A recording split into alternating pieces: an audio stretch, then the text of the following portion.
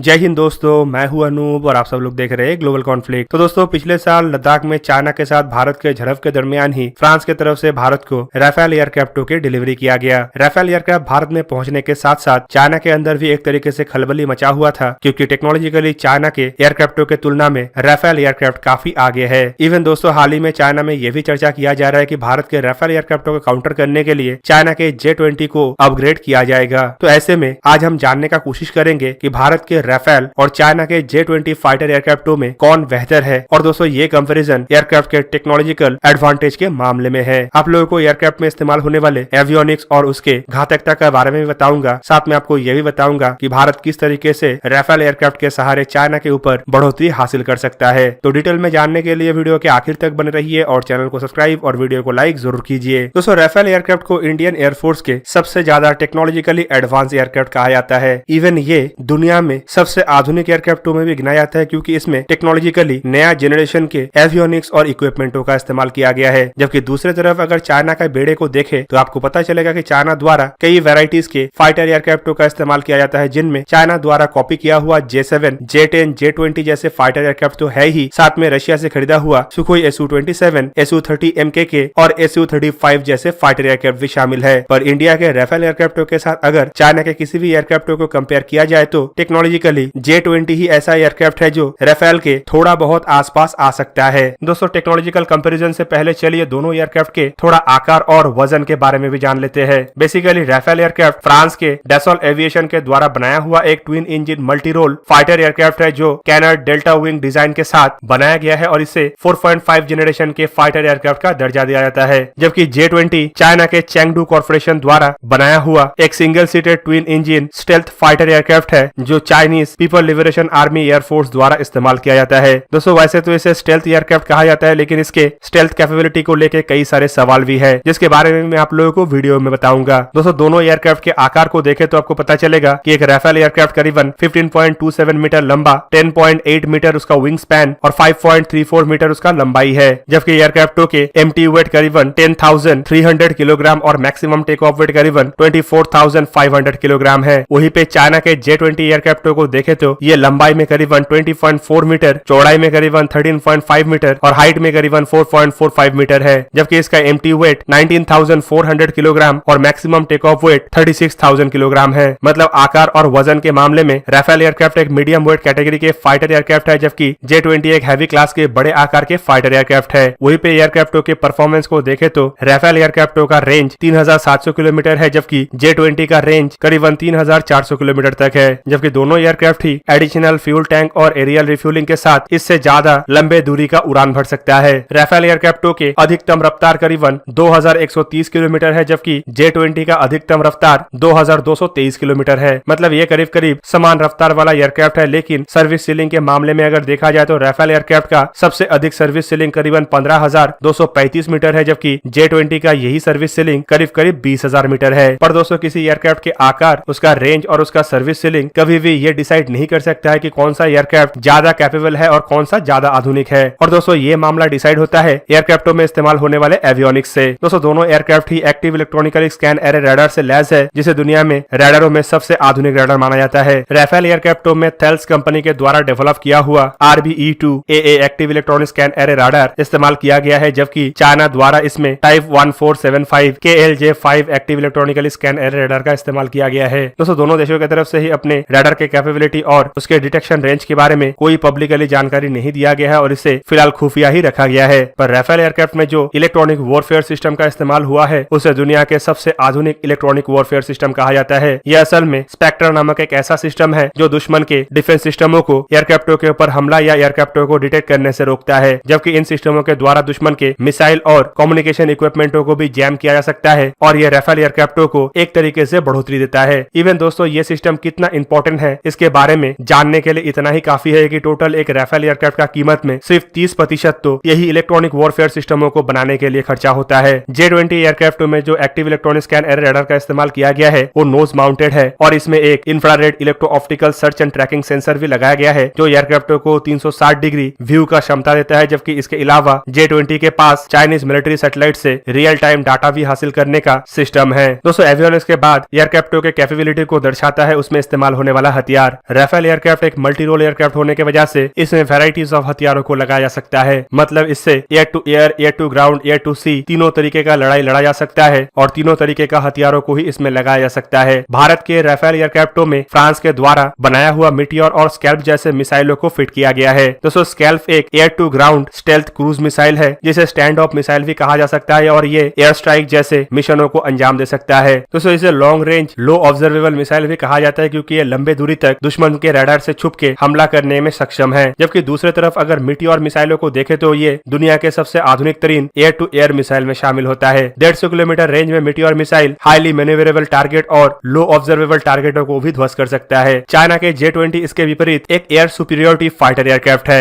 मतलब इसमें ज्यादातर एयर टू एयर रोलों को निभाने का ही क्षमता है, पर चाइना इसे कुछ लिमिटेड प्रिसिजन गाइडेड बॉम्बों से भी लैस कर रहा है। चाइना के J-20 एयरक्राफ्टों में इस्तेमाल होने वाले एयर टू एयर मिसाइल में सबसे आधुनिक और सबसे लंबे रेंज तक मार करने वाला मिसाइल है PL-15, जो करीबन 200 किलोमीटर या उससे अधिक रेंज में हमला तो कर सकता है। लेकिन दोस्तों आपको जान के हैरानी होगा कि ये मिसाइल छोटे आकार के हवाई खतरे को न्यूट्रलाइज नहीं कर सकता। PL-15 मिसाइलों को बेसिकली दुश्मन के एरियल रिफ्यूलर और एवेक्स एयरक्राफ्टों को ही मार गिराने के लिए डिजाइन किया गया है। जबकि इसके विपरीत मीटियोर मिसाइल इससे 50 किलोमीटर रेंज में कम होने के बावजूद ज्यादा घातक है क्योंकि ये हाईली मैनेवरेबल टारगेटों को भी ध्वस्त कर सकता है, साथ में लो ऑब्जर्वेबल टारगेट जैसे कि दुश्मन के stealth aircraft, unmanned aerial vehicle, even cruise मिसाइलों को भी हवा में मार गिरा सकता है। दोस्तों अब चलिए बात करते हैं एयरक्राफ्टों के स्टेल्थ फीचर के बारे में। राफेल एयरक्राफ्टों को बेसिकली एक स्टेल्थ एयरक्राफ्ट नहीं कहा जाता है क्योंकि यह स्टेल्थ डिजाइन का नहीं है, पर इसमें रडार क्रॉस सेक्शन को कम करने के लिए कई सारे इक्विपमेंटों का इस्तेमाल किया गया है जो एयरक्राफ्टों को सेमी स्टेल्थ कैपेबिलिटी देता है। जबकि चाइना द्वारा अपने J-20 एयरक्राफ्टों को लेकर कहा जाता है कि यह 5th जनरेशन के स्टेल्थ फाइटर एयरक्राफ्ट है। मतलब अगर थियोरेटिकली देखे तो स्टेल्थ फीचर में चाइना के J-20 को राफेल के सामने बढ़ोतरी तो है, लेकिन प्रैक्टिकली ये बढ़ोतरी चाइना के एयरक्राफ्ट के पास इतना ज्यादा नहीं है। चाइना के J-20 को अमेरिका और रशिया के द्वारा बनाया हुआ स्टेल्थ एयरक्राफ्ट के तर्ज पे ही बनाने का प्रयास तो किया गया, लेकिन चाइना इसमें ज्यादा स्टेल्थ कैरेक्टर नहीं ला पाया। डिजाइन वाइज इसे कई हद तक स्टेल्थ बनाने का कोशिश किया गया, लेकिन चाइना के पास इतना एक्सपीरियंस नहीं है कि अमेरिका के F-22 जैसे इसे आधुनिक और स्टेल्थ बना पाए। इन एयरक्राफ्टों में इस्तेमाल होने वाले कैनट सिस्टम और इन एयरक्राफ्टों के जेट इंजन इसके रडार क्रॉस सेक्शन को काफी हद तक बढ़ा देता है और इसी वजह से कई बार इन एयरक्राफ्टों के स्टेल्थ फीचर को लेकर भी सवाल उठ चुका है। जबकि दूसरी तरफ इंडियन एयरफोर्स के सुखोई 30 MKI जैसे फाइटर एयरक्राफ्ट अपने फेज एरे रडार के द्वारा भी चाइना के J-20 को आसानी से डिटेक्ट कर सकता है। पर अगर राफेल एयरक्राफ्टों को देखें तो इसमें सुखोई 30 MKI के तुलना में ज्यादा आधुनिक active electronically scan array radar का इस्तेमाल किया गया है। और दोस्तों अमेरिका के F-22 जैसे एडवांस तरीन फाइटर एयरक्राफ्ट को भी ट्रेनिंग एक्सरसाइज के दरमियान राफेल में इस्तेमाल होने वाले रडार द्वारा डिटेक्ट किया गया था। ऐसे में चाइना के J-20 के सामने राफेल के रडार से छुपना नामुमकिन बन जाता है क्योंकि चाइना के J-20 F-22 जैसे इतना ज्यादा स्टेल्थ नहीं है।